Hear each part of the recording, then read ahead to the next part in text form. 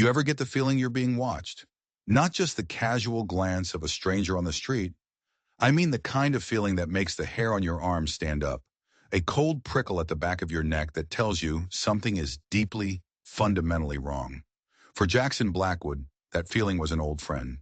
He stood in the dead silence of the cemetery, the morning light cutting long, skeletal shadows from the weathered headstones. Redemption Creek was a place where ghosts outnumbered the living, and Jackson knew most of them by name.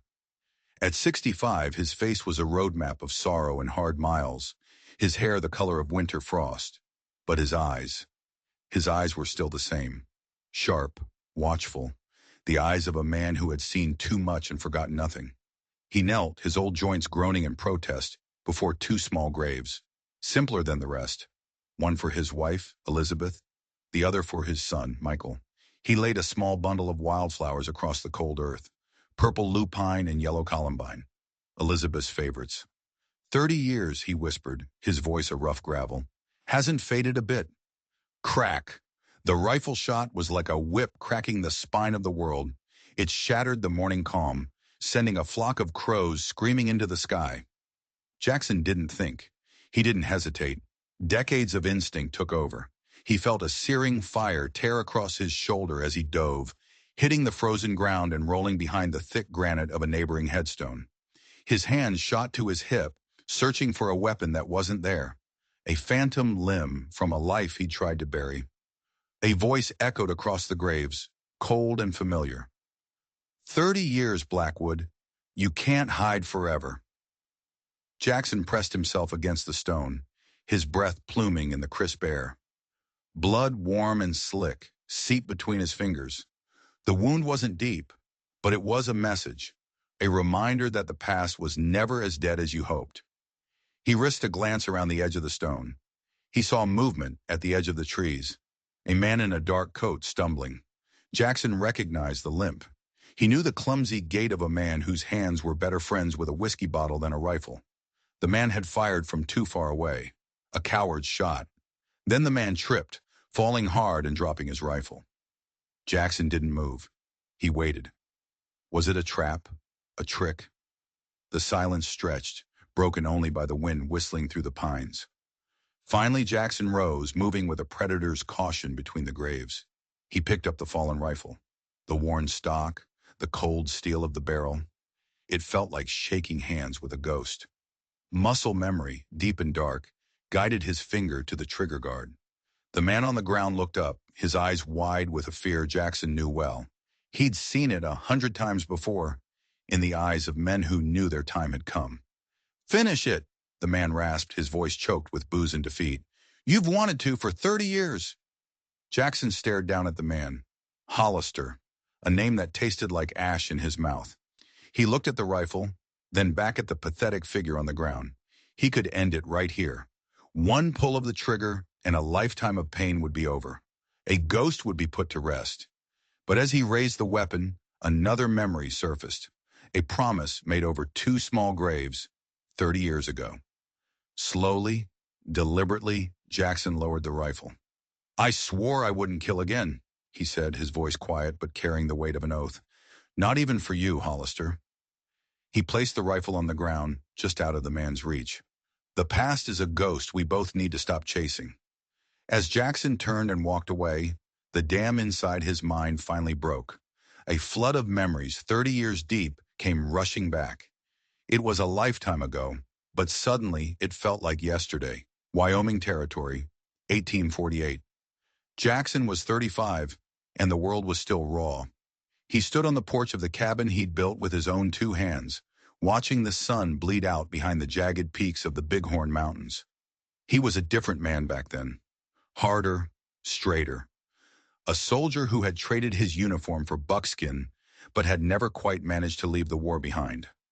The cabin was his fortress of solitude, perched on a lonely ridge, the last stop before civilization gave way to the wild. Inside, a fire crackled, fighting back the autumn chill. The place was sparse, organized with a military precision that bordered on obsession. A single bed, a single chair, a trunk holding the few possessions he hadn't burned after Elizabeth and Michael were gone. On the mantel, two objects seemed out of place. A worn-out Bible, its leather cover cracked like dry earth, and a small wooden horse he'd carved for his son's 5th birthday. He hadn't opened the Bible in years. He couldn't bring himself to wipe the dust from the horse. He closed the heavy plank door, the sound echoing the hollowness in his chest. Beside the mantel hung a small silver cross, a relic from his time as a chaplain for the 4th Cavalry. "Not much use for prayers these days," he murmured to the empty room. "Not since you took them both." That's when the storm hit. It came out of nowhere. One minute, the sky was clear. The next, it was a bruised, angry purple. Thunder cracked like a celestial bone breaking, and lightning spiderwebbed across the heavens. Rain began to fall, not in drops, but in solid driving sheets that hammered the roof like a fist demanding entry. It was an unnatural storm, a storm with teeth. Jackson lit a lantern, the small flame of fragile defiance against the roaring dark. He sat down to his lonely meal, jerky, beans, the last of some stale cornbread. He ate without tasting, a soldier fueling the machine, and through the howl of the wind and the pounding of the rain, he heard it, a sound that did not belong, a knock, faint, almost lost in the storm's fury. But it was there. Jackson froze, his knife halfway to his mouth. No one knew about this cabin. No one would be stupid enough to be out in a storm like this. He set his plate down, the scrape of tin on wood unnaturally loud. His movements were silent, practiced. He lifted his rifle from the pegs above the door, the weight of it a familiar comfort. The knock came again, weaker this time. Desperate. This wasn't a threat. This was someone in trouble. With the rifle in one hand, Jackson unlatched the door and pulled it open, just a crack. Wind and rain exploded into the cabin, trying to tear the door from his grip. But it wasn't the storm that made his breath catch in his throat. It was the figure illuminated in a brilliant flash of lightning. A woman. She was barely standing, clinging to the doorframe. Her blonde hair was plastered to a face as pale as bone. Her dress, once fine, was a muddy, torn rag. And there was blood. It mingled with the rain, running in sickening pink streams down her neck, her arms. "Help me," she whispered, the words nearly swallowed by the gale. Another flash of lightning lit up the world, and in that split second, Jackson saw something that made his soldier's heart turn to ice. The back of her dress was torn open, revealing the burned flesh beneath. The burns weren't random. They were letters, deliberately seared into her skin with a branding iron. Traitor.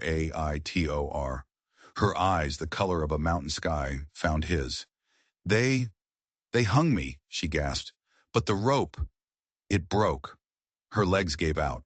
Jackson dropped his rifle without a second thought, catching her just before she hit the floor. She weighed nothing. A broken bird.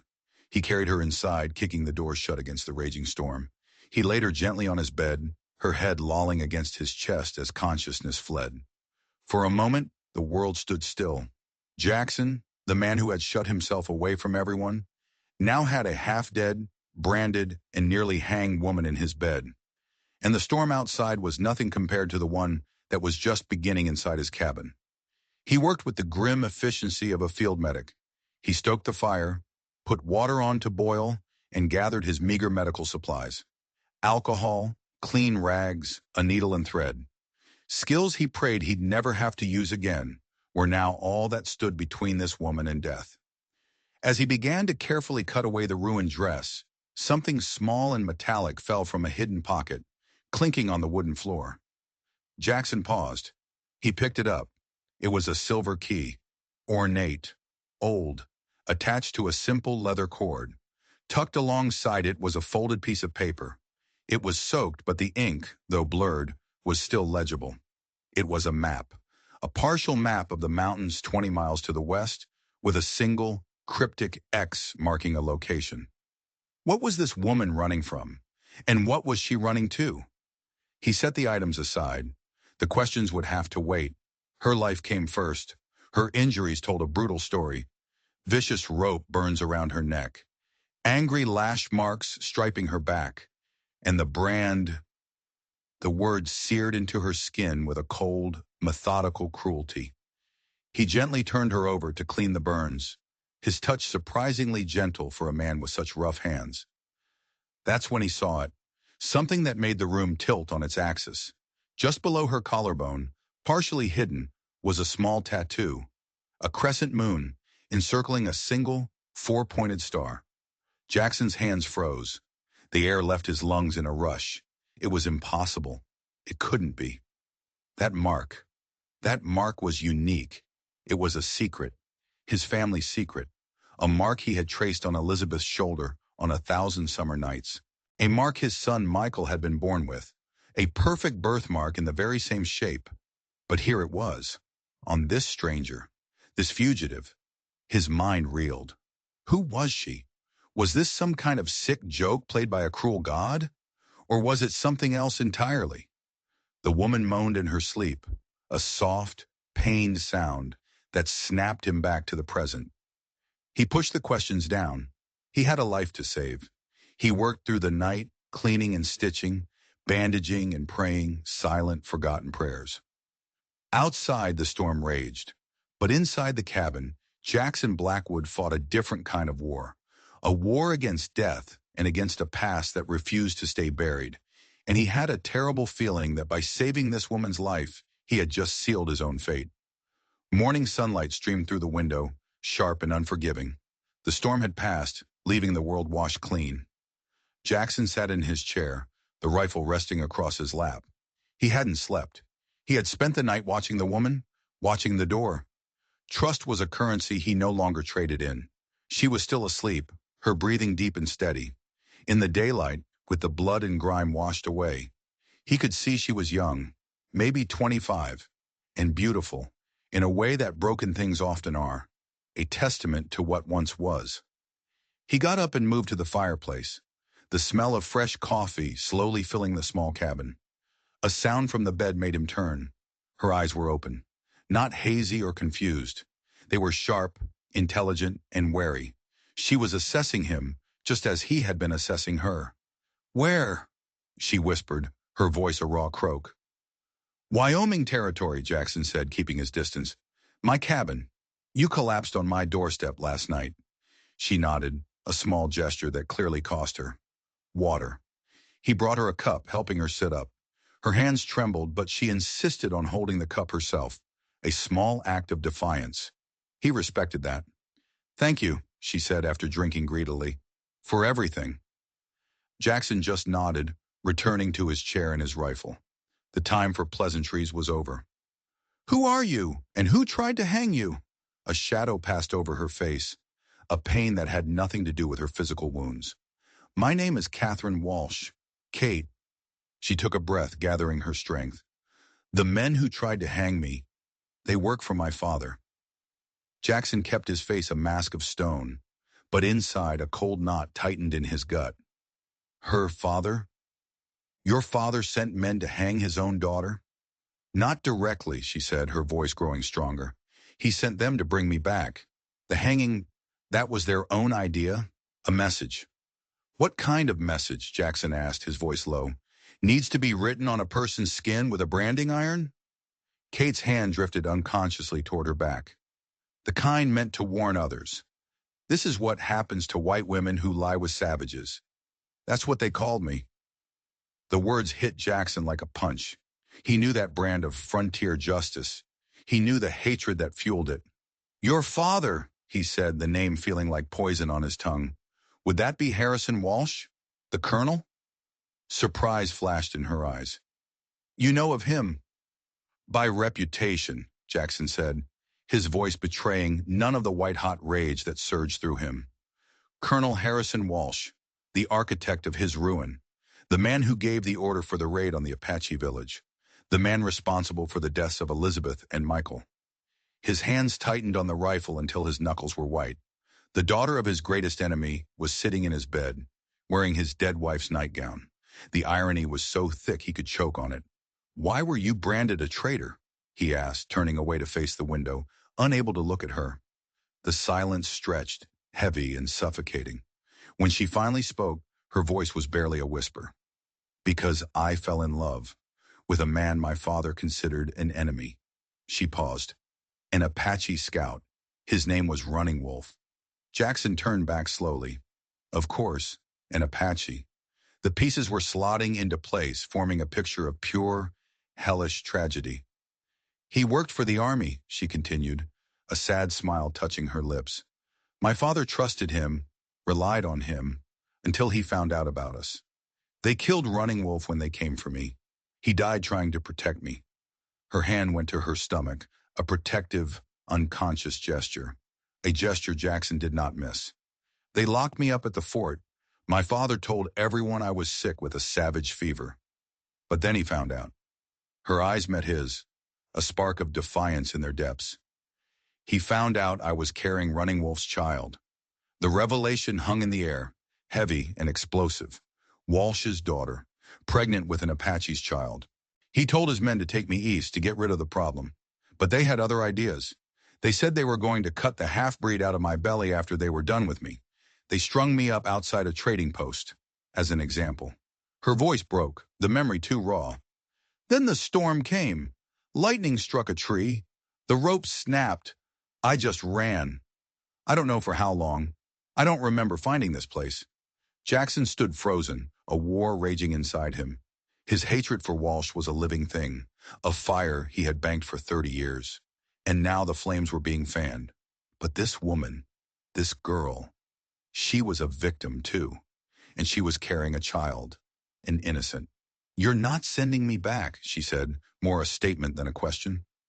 Jackson looked at her, at the terror and hope warring in her eyes. He thought of Elizabeth. He thought of Michael. What would they have wanted him to do? The answer was immediate and absolute. I don't work for your father, Miss Walsh, he said, his voice rough.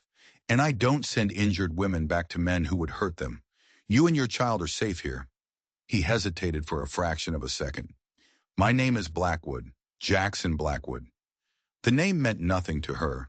He could see it in her eyes. Walsh had never spoken of the chaplain whose family he had erased from the world. Why would he? They were just collateral damage. Rest now, Jackson said, turning toward the door. I need to check my traps. He stepped outside into the crisp morning air, his mind a whirlwind. He leaned against the rough log wall of the cabin, the sun on his face, and closed his eyes. Elizabeth's smile, Michael's laugh. They felt so close, yet so impossibly far away. What was he supposed to do? Was this some divine test, or just another cruel twist of fate? The only answer was the sigh of the wind in the pines. He was in this now, deep in it, and for the first time in 30 years, Jackson Blackwood had something to protect and something to fight for. The days that followed fell into a quiet, fragile rhythm. Kate healed. The angry red of the rope burn on her neck faded to a bruised purple, a permanent necklace of violence. The wounds on her back began to scar over, but her spirit, Jackson noticed, was tougher than her skin. It was healing too, slowly. They existed in the small space of the cabin, like two planets in a careful orbit, defined by the gravity of their shared trauma. He slept on a bear skin by the fire, giving her the bed. He hunted and chopped wood. She cooked, her surprising skill turning his bland provisions into actual meals. She found wild herbs near the creek and brewed teas that eased her pain, remedies she'd learned from Running Wolf. They didn't talk much at first. Silence was a language they both understood, but the isolation of the mountains has a way of wearing down even the highest walls. You were a soldier, she said one evening, her voice soft in the firelight. It wasn't a question. She'd seen the way he moved, the way he cleaned his rifle, the way his eyes never stopped scanning the tree line. A lifetime ago, Jackson grunted, poking the fire. What regiment? 4th Cavalry. He paused. I was their chaplain. Her eyebrows shot up. A man of God? A bitter smile twisted his lips. God and I had a falling out. He stood and walked to the mantel, his hand gently touching the little wooden horse. I had a family, a wife, Elizabeth, a son, Michael. They died in an Apache village. Kate's breath hitched. The Indians? No. Jackson's voice went hard as iron. White men, a cavalry unit. My wife was a healer. She went to the village with our son to help with a birth. The soldiers attacked without warning. Elizabeth and Michael, they were caught in the middle. He didn't tell her the rest. He didn't tell her it was her father who gave the order. He didn't tell her how he had run through the fire and chaos, screaming their names, only to find them lying by the river. Some truths were too heavy to be spoken. "I'm so sorry," she whispered. After a long silence, she shared a piece of her own broken past. "My mother died when I was 16. My father, he was different then. Kinder.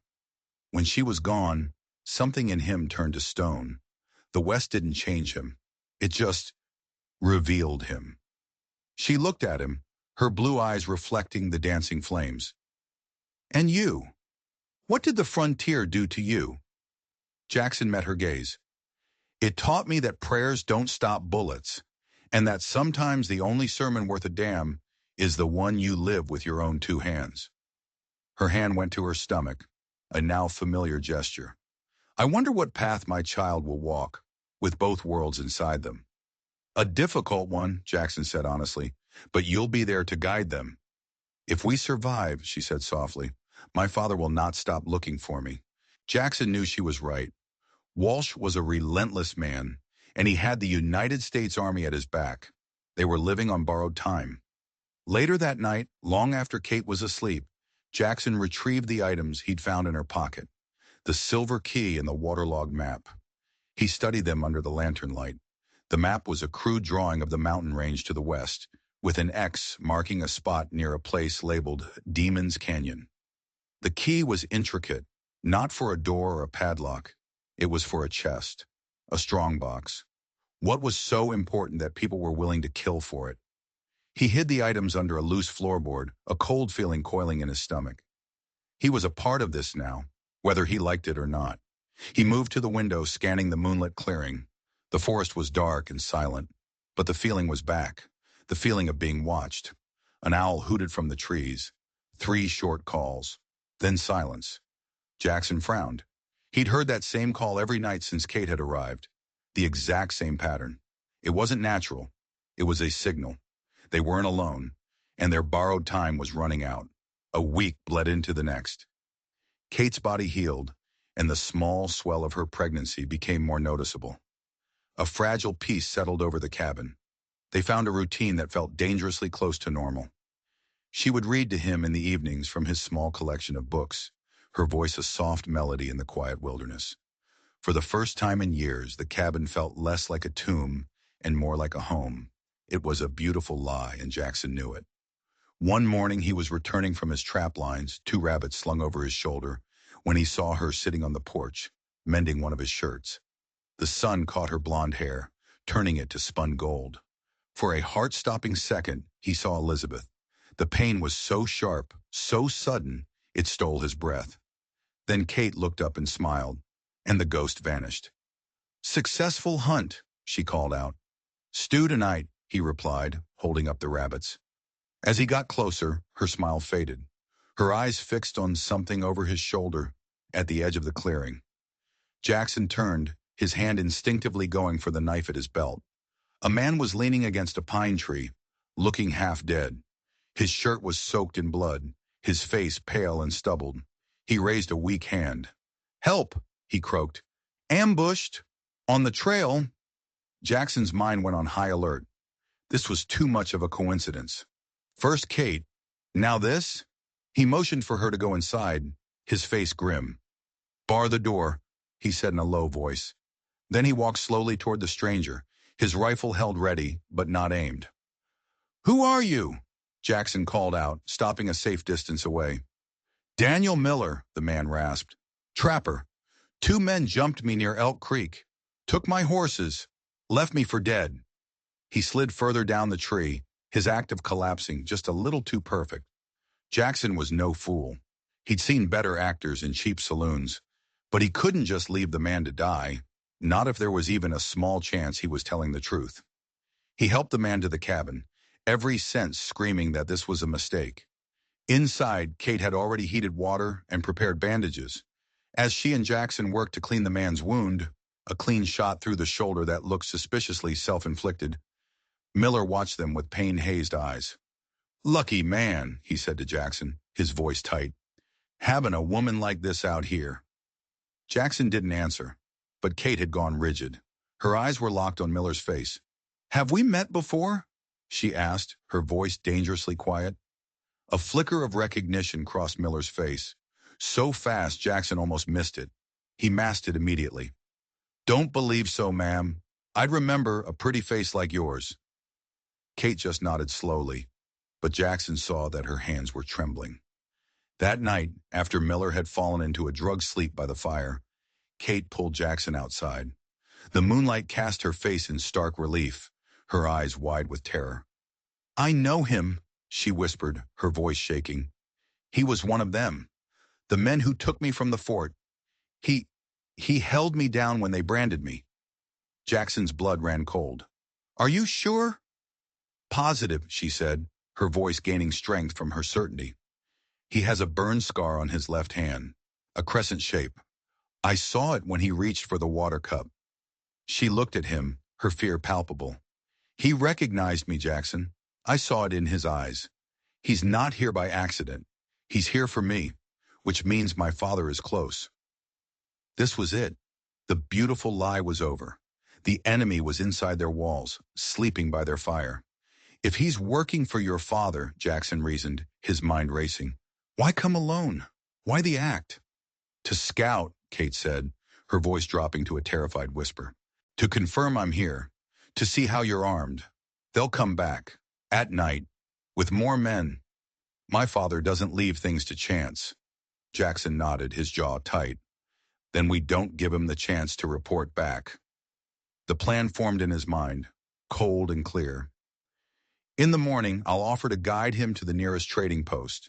I'll lead him in the wrong direction, leave him tied up somewhere he won't be found for a few days. That will buy us some time." "And if he refuses to go?" she asked, her voice small. Jackson's expression hardened.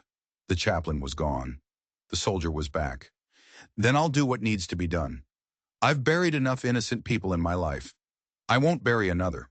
She reached out, her fingers closing around his wrist. The touch was like a spark on dry tinder. "Thank you," she whispered.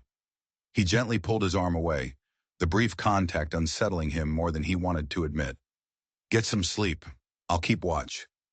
As Kate went back inside, Jackson circled the cabin, melting into the shadows. His instincts had been right. They were being hunted. Near the edge of the tree line, he found it.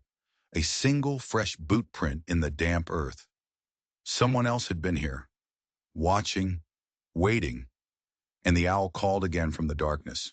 3 short calls, the signal. Miller wasn't just a scout, he was the bait, and Jackson and Kate had walked right into the trap. The morning air in the cabin was thick with unspoken tension.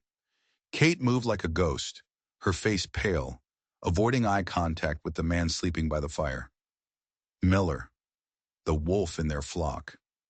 He woke to the smell of coffee, stretching and groaning like he didn't have a care in the world. "Mornin'," he said, his eyes finding Kate immediately. "Your wife's a fine nurse, hands as gentle as an angel's." Jackson didn't correct him. Let him think whatever he wanted. He handed Miller a cup of coffee and a bowl of cornmeal mush.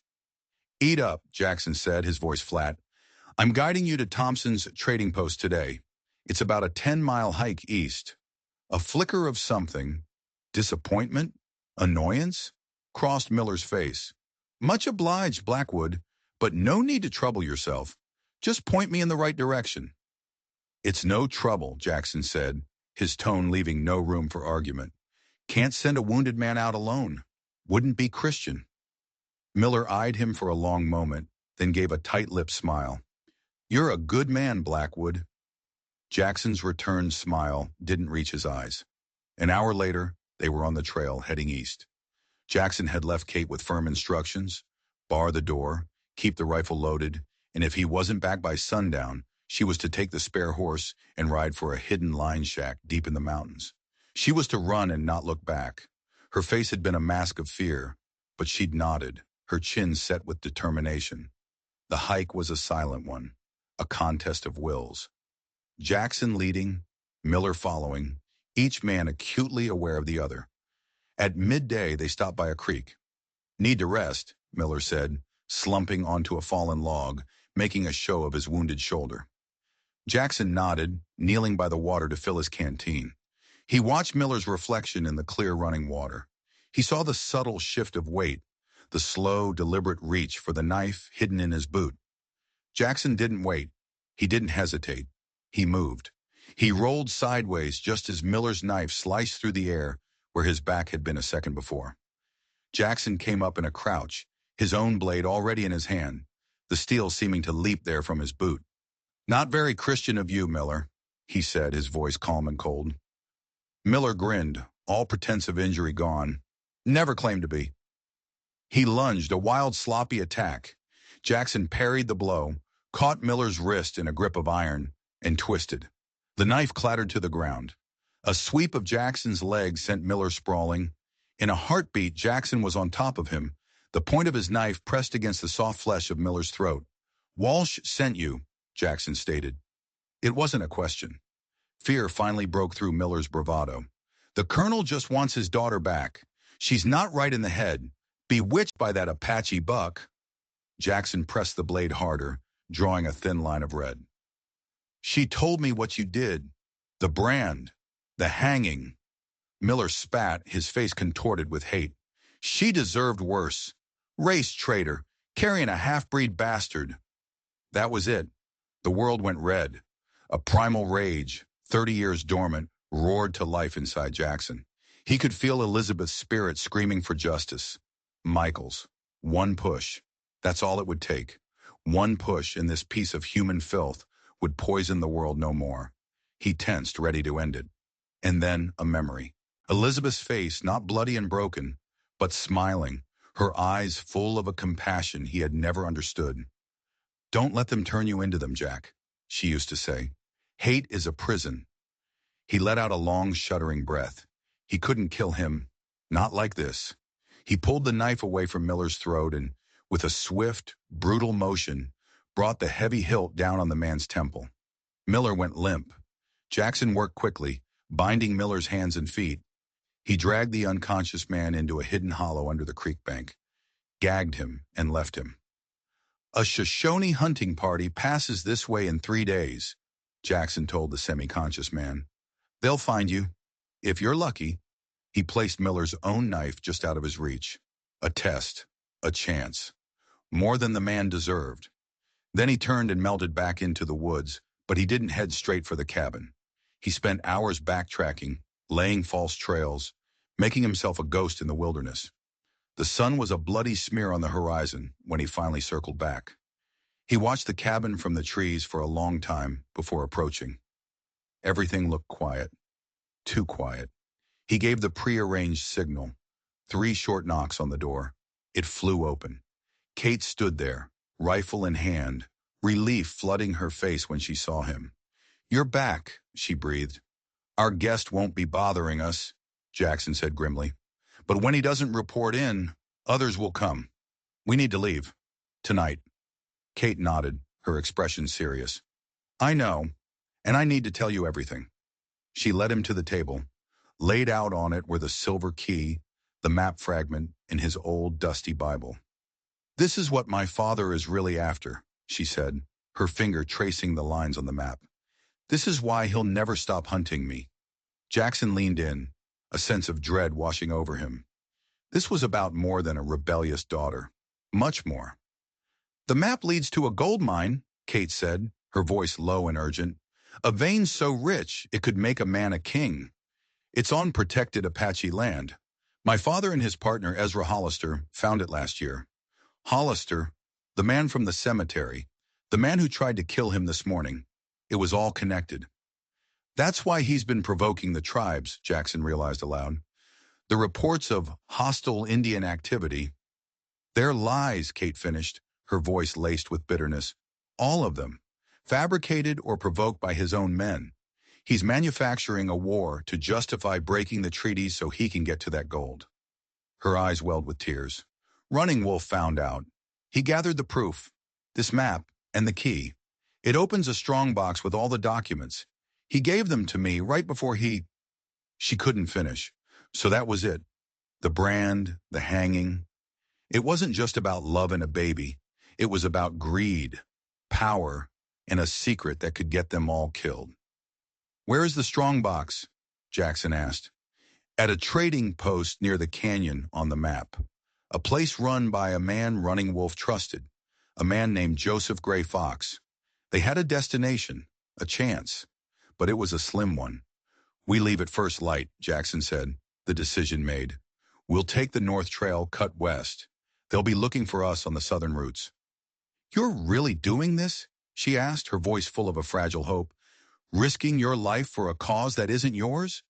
Jackson turned and looked at her, really looked at her courage, her strength, her impossible situation.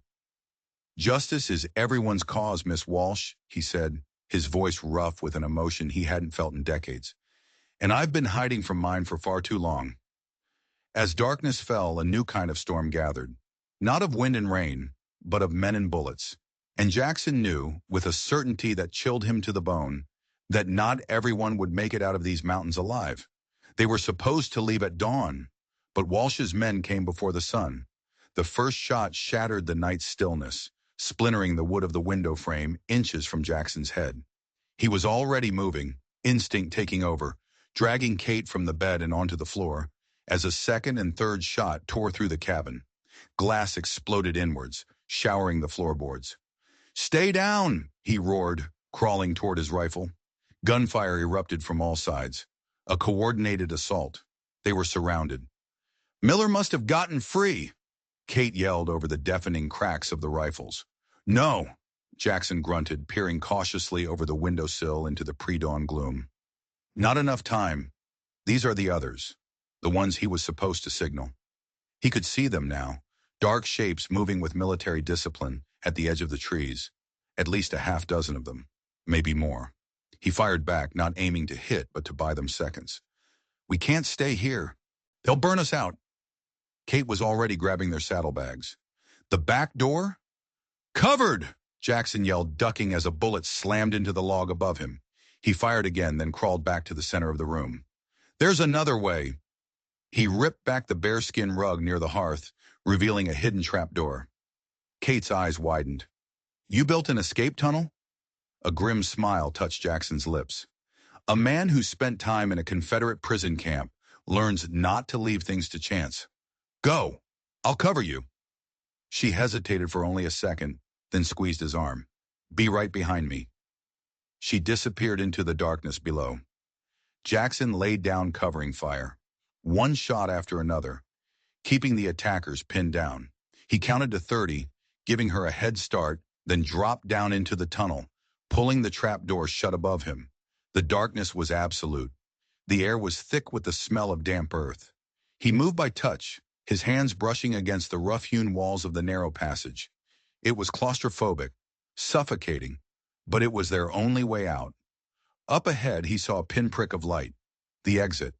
He emerged into a shallow ravine 100 yards from the cabin. Kate was already there with the horses, which he'd kept hidden in a small copse of trees for just such an emergency. Behind them, the gunfire continued, the attackers still peppering the empty cabin. "They don't know we're gone yet," she whispered, her voice tight with adrenaline. "They will soon," Jackson said, swinging into the saddle. "Ride. North. Follow the creek west. It'll hide our trail." They spurred the horses, galloping through the ravine as the first rays of dawn broke over the mountains. They rode hard, not daring to look back, the sounds of the firefight fading behind them. They were free, for now, but they were fugitives, with a small army hunting them. They reached Pine Creek by mid-morning and let the horses drink. "Are you all right?" Jackson asked, seeing the strain on her face. "The ride? The baby?" She shook her head, managing a small, tired smile. "I'm stronger than I look. This child is half Apache. We're born for the saddle." Then her smile faded. "If anything happens to me, Jack, promise me you'll get those documents to the governor. The truth has to come out." He looked at her, at the fierce determination in her eyes, and something shifted inside him. That wall of ice he'd built around his heart for 30 years began to crack. "Nothing is going to happen to you," he said, his voice rougher than he intended. "Not while I'm still breathing." He turned away before she could see the look in his eyes, a look he hadn't let himself feel for anyone since Elizabeth. They rode on in silence, the unspoken feelings between them as loud as the thundering hooves of their horses. By late afternoon, the terrain grew more rugged. They had to leave the cover of the creek and cut across open country. The trading post was close. They could see the ridge line in the distance. "We'll rest here a minute," Jackson said, guiding them into a small stand of pines. They needed to be fresh for what came next. As he helped her dismount, his hands lingered at her waist for a fraction of a second too long. She looked up at him, a question in her eyes. The world seemed to shrink to the space between them. The air crackled, and that's when he saw it. A flicker of movement on a distant hill to the east. A rider silhouetted against the setting sun. Then another, and another. They weren't scouts. They were a hunting party, and they were moving fast. "Kate," he said, his voice quiet and deadly. "Get on the horse, now." She saw them too. Her face went pale, but she didn't panic. She was on her horse in an instant. "How many?" she asked, her voice steady. "6, maybe 7, he replied, swinging up behind her on his own mount. "Too many to fight." They bolted from the trees, abandoning stealth for pure, desperate speed. The trading post was their only hope.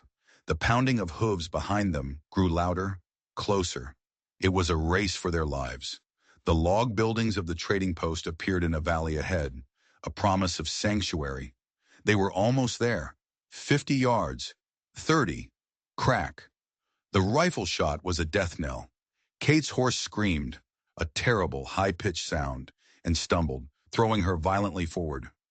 Jackson watched in horror as she and the horse went down in a cloud of dust and a tangle of thrashing limbs. He was off his own horse before it even stopped, his heart hammering against his ribs. He ran to her side, his mind screaming, "No, not again. Please, not again." She was lying motionless on the ground. For one terrifying, world-ending moment, he thought she was dead. Then her eyes fluttered open. He hauled her to her feet as the riders closed in. He half threw her onto his horse, then leaped up behind her, kicking the terrified animal into a desperate, final gallop. A man appeared in the doorway of the trading post, a rifle in his hand. "State your business," he yelled. "Sanctuary," Jackson roared back. "Men in pursuit." The man hesitated for only a second, then waved them in. They scrambled off the horse and stumbled inside as the man slammed and barred the heavy door behind them. The first bullets from the pursuing posse slammed into the log walls. The man who'd let them in was tall and lean, with the high cheekbones of his native mother and the startling blue eyes of his white father. "Joseph Gray Fox?" Kate asked, her voice weak. The man's eyes narrowed. Then recognition dawned. "Running Wolf," he said, his voice full of a deep sorrow. "He said you might come." His gaze dropped to her stomach. "I'm sorry for your loss." "There's no time," she said urgently. "The strong box." Gray Fox nodded grimly, already moving toward a trapdoor behind the counter. "It's safe." He descended and returned a moment later with a small iron box. Kate handed him the silver key. He unlocked it. Inside was a stack of papers. Maps. Official-looking letters bearing military seals. The proof. "This is enough to hang him," Jackson said, his voice a low growl as he recognized Walsh's signature on an order. "If we live to deliver them," Kate replied. Then a voice called from outside, a voice that made Kate freeze, her face draining of all color. A voice that was calm, authoritative, and utterly chilling. "Catherine, I know you are in there. Come out now, and no one else needs to get hurt." Kate's hand flew to her mouth. "My father," she whispered. They were trapped. The monster was at the door, and this time there was no escape tunnel. Colonel Harrison Walsh sat on his horse in the center of the clearing, flanked by his men, the very picture of righteous authority. He looked less like a father and more like a general demanding the surrender of a besieged city. "Miss Walsh is under my protection, Colonel," Gray Fox yelled through the door. "This is neutral ground." Walsh's laugh was a cold, sharp thing that cut through the dusk. "I have 7 rifles that say my authority extends wherever I please. Send out my daughter and the property she stole, and you can live to see the sunrise." Inside the trading post, the air was thick with the smell of gunpowder and fear. "What do you want to do?" Gray Fox asked Kate, his face grim. Kate stood, her hand pressed against her stomach, a warrior queen protecting her unborn heir. "I will not surrender to him," she said, her voice ringing with a strength that amazed Jackson. Not after what he's done. Suddenly, a new voice spoke from the back room. There are 4 of us, not 3. A young Shoshone woman emerged from the shadows, a Winchester repeating rifle held in her hands with practiced ease. And I can shoot as well as any man. Gray Fox's expression softened. My wife, Morning Star. 4 against 8. The odds were still terrible. You have until dawn, Walsh's voice boomed from outside. Then we burn you out.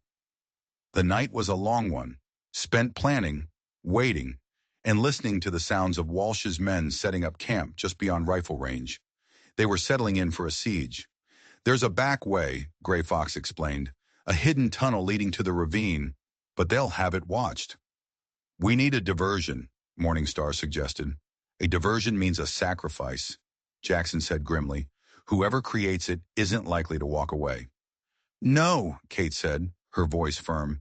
No one else is dying for me. It was then that Jackson saw the only path forward.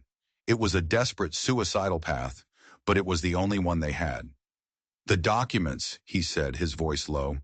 The documents are what matter. They are the only thing that can stop him for good. Kate looked at him, her eyes wide. What are you suggesting? I'll take the documents, he said. Tonight. I'll slip out the back, make for Fort Bridger. The territorial governor is there. If I can get these into his hands, it's over. Alone, that's suicide, she protested. It's our only chance, he insisted. I know these mountains. I can move faster alone. She looked at him, her heart in her eyes. The soldier, the protector, the man who had shown her more kindness in 2 weeks than her own father had in a lifetime. She knew he was right. All right, she said, her voice barely a whisper. But there's something you have to know first. Something I should have told you. He waited. It's about the mark, she said, touching her collarbone. The crescent moon and star? Running wolf? He had it too. A birthmark. Exactly like your son's. Jackson's world stopped. The air in his lungs turned to stone. What are you saying? He was an orphan, Kate continued, her words tumbling out. Found by an Apache family after a raid when he was a small child. He never knew his birth parents. He was searching for them. That's why he became a scout. She took a shaky breath. Jackson, he was 23 years old. Michael would have been 23. The implications hit him like a physical blow. He stumbled back, his mind reeling. Michael, his son, alive all these years. He had grown into a man, a warrior. He had fallen in love. He had created a new life. And then he had been murdered. By the same man who had set this all in motion 30 years ago. The child Kate was carrying, it wasn't just any child, it was his grandchild, the last of his bloodline. The weight of it all, the cosmic, cruel poetry of it, was almost too much to bear. He looked at Kate, and he saw not just a woman he was beginning to care for, but the mother of his grandchild, the last, fragile link to his son, to his Elizabeth. I will come back for you, he vowed, his voice thick with an emotion so powerful it threatened to break him. I swear on my son's soul, I will come back. Gray Fox handed him a packet of copied documents. Take these. We'll hide the originals. If you're captured, they won't get the real proof. As he prepared to leave, Kate pressed something small and wooden into his hand. It was the little horse he had carved for Michael. She had saved it from the cabin. A talisman, she whispered, her eyes shining with unshed tears. For your journey. He clutched it in his hand, a tangible link to the past, and a promise for the future. With a final look at Kate, he descended into the tunnel, her whispered Godspeed, following him into the suffocating darkness. He emerged into the cold night air, his senses on fire. He had to make it. He had to survive. This was no longer just about justice. It was about vengeance, and it was about family. He moved silently through the ravine, a ghost in the night. But Walsh was smarter than he'd thought. A lone sentry sat on horseback, blocking the path. Jackson had no choice. He stalked the man through the darkness, a predator closing in on its prey. A dropped rock for distraction, a silent rush, a single, non-lethal blow. He left the man bound and gagged and took his horse. He rode north, pushing the horse hard, the weight of his mission a physical burden. Dawn found him high in the mountains. He was making good time, but he knew Hollister and Walsh would be coming. They wouldn't let that evidence go.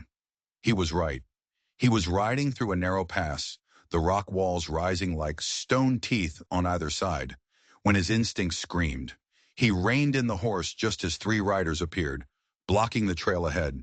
The man in the middle smiled, a cold, dead thing. It was Hollister. "That's far enough, Blackwood," Hollister sneered. "Hand over the papers." Jackson's hand tightened on his rifle. It was a trap. 3 against 1. The odds were impossible. As he raised his weapon, ready to die fighting, a shot rang out. But it wasn't from Hollister's men. It came from the rocks above him. One of Hollister's men tumbled from his saddle. An ambush. But who? Jackson didn't waste the opportunity. He fired, his bullet catching Hollister in the shoulder. He spurred his horse, charging through the chaos as more shots rained down from the cliffs. He broke free, galloping clear of the pass. A moment later, a rider emerged from the trees, a Shoshone warrior. "Gray Fox sent us," the man said. "He said you might need help." Jackson was alive. He had allies. But the warrior's next words sent a spear of ice through his heart. "The fighting at the trading post started at dawn," the warrior said, his face a grim mask. "We do not know who lives or who has died." A blizzard descended from the heavens, a howling white fury that turned the world into a ghost. Jackson and his three Shoshone guides, led by the warrior named Swift Arrow, pushed onward, racing the storm and the men who hunted them. They took shelter in a high mountain cave, the wind screaming outside like a banshee. Fear for Kate was a physical ache in Jackson's chest. Was she alive? Had Gray Fox and Morning Star survived the attack? The not knowing was a special kind of hell. "Gray Fox was clear," Swift Arrow said, his voice steady in the flickering firelight. "The papers must reach Fort Bridger. That is the only way to win this war." The next day the pursuit found them. Not Walsh, but Hollister, his arm in a sling, his face a mask of vengeful rage. He had 4 men with him, and they had tracked them through the fresh snow. "There is a place," one of the Shoshone said, "a narrow trail, a deep ravine, a place for an ambush." It was a deadly gamble, to stop running and turn to fight, but it was their only chance. They set the trap, hiding among the rocks above the narrow, treacherous path. They waited, the cold seeping into their bones, until Hollister and his men rode straight into the kill zone. The ambush was brutal and swift, a storm of lead and thunder that echoed through the mountains. When the smoke cleared, Hollister's men were down. But Hollister himself was still standing, a cornered snake ready to strike. He staggered from behind a rock, his eyes locking on Jackson. "Your evidence won't matter, Blackwood," he screamed, his voice raw with madness. "The governor, the judges, they're all in on it. They all have a piece of the gold." The words hit Jackson with the force of a physical blow. Was it possible? Was the corruption that deep? His moment of hesitation was almost his last. A wounded man rose up, firing one last shot. The bullet grazed Jackson's temple, sending him stumbling backward, his boots slipping on the icy edge of the ravine.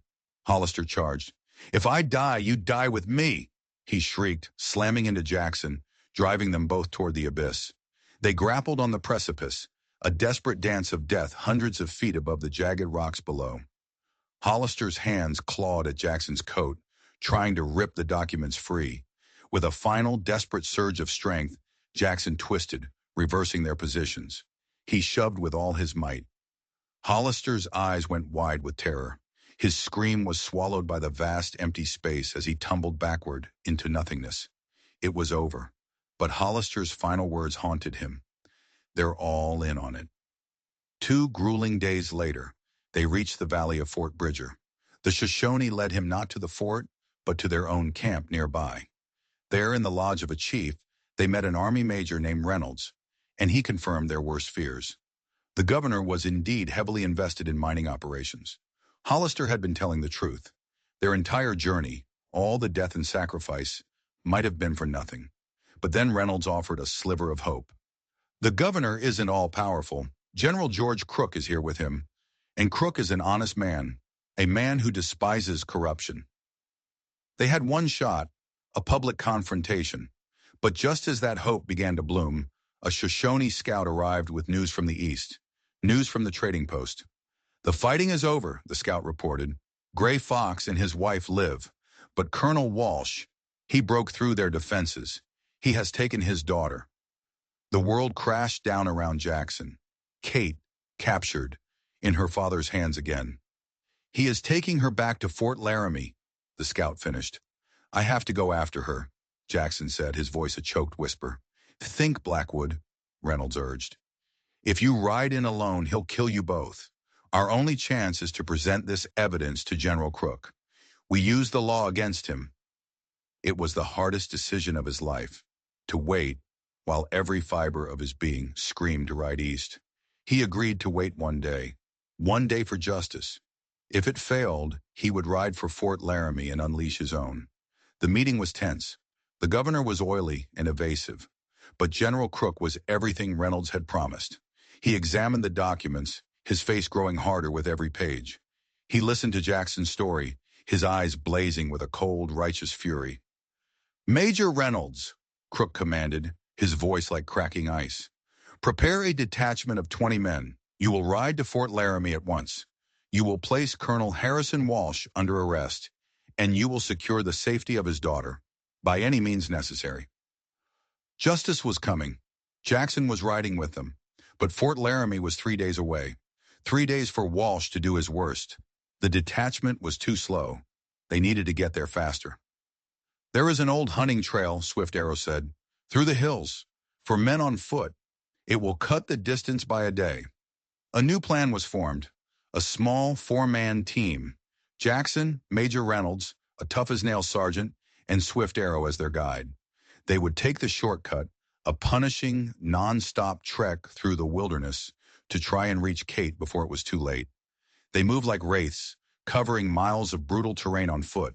They ate on the move, slept for minutes at a time, driven by a desperate urgency. As they finally crested the last ridge overlooking Fort Laramie, the sun was setting. They had made it. They had beaten Walsh. But what would they find? They infiltrated the fort at dusk, moving through the shadows like ghosts. They checked the stockade first. She wasn't there. "His quarters," Jackson hissed. "He's keeping her under guard there." Major Reynolds would create a distraction, confronting Walsh as a visiting officer. It would buy the rest of them a few precious minutes. Jackson, Swift Arrow, and the sergeant slipped around to the back of the colonel's house. A window was cracked open. They were inside in seconds. They moved up the stairs, their steps silent on the creaking wood. They found her in a locked room at the end of the hall. She was pale and terrified, but she was alive. "Jackson," she breathed, her eyes filling with tears of disbelief and relief. "He's sending me away," she whispered urgently. "To an asylum. They're going to take the baby." "That's not going to happen," Jackson promised, his hand finding hers. But they were out of time. Heavy footsteps sounded on the stairs. The door swung open. Colonel Walsh stood there, his face a mask of cold fury, his hand dropping to the revolver at his hip. "Step away from my daughter, Blackwood," he commanded. The final confrontation had begun. "It's over, Walsh," Jackson said, his voice dangerously calm as he shielded Kate with his body. "General Crook has the evidence. He's ordered your arrest." Walsh laughed, a sound devoid of any humor. "A general's order from 100 miles away means nothing here. This is my fort, my command." His eyes, cold and dead as a snake's, shifted to his daughter. "Catherine, come here. This man has poisoned your mind." "The only poison here, Father, is your greed," Kate shot back, her voice shaking but strong. The standoff was a powder keg waiting for a spark. But Walsh hadn't accounted for the silent warrior in the shadows. With the speed of a striking viper, Swift Arrow moved, the blade of his knife pressing against the colonel's back. "Drop the gun," he whispered. Walsh froze. At that exact moment, Major Reynolds appeared in the doorway, his own revolver drawn and steady. "Colonel Harrison Walsh," Reynolds said, his voice ringing with authority, "you are under arrest." Defeated, Walsh's composure finally cracked, but his final words were not for the soldiers, but for Jackson. You think you've won? You think you can protect her? There is no place in this world for her or for the abomination she carries. That abomination, Jackson said, his voice low and shaking with a fury that had been simmering for 30 years, is my grandchild. He told Walsh everything about Michael surviving, about Running Wolf being his son, about the bloodline Walsh had tried to exterminate, now destined to continue. The look on Walsh's face, the shock, the dawning horror, the final utter defeat, was more satisfying than any bullet could have ever been. As his own men led him away in chains, the great Colonel Harrison Walsh looked like what he was, a small, broken man, destroyed by his own hate. They slipped out of the fort under the cover of darkness. Once they were clear, the adrenaline faded, and the weight of everything Kate had endured came crashing down. She stumbled and Jackson caught her, lifting her into his arms just as he had on that first stormy night. It felt like a lifetime ago. "It's over," he murmured, his voice thick with emotion. "You're safe." She leaned her head against his shoulder, her hand finding his. "What happens now?" she whispered. Jackson looked west, toward the dark, silent mountains that had been his refuge. They were no longer a place to hide from the world, but a place to build a new one. "Now," he said softly, "we go home." He carried her into the night, away from the forts and the politics and the greed of men.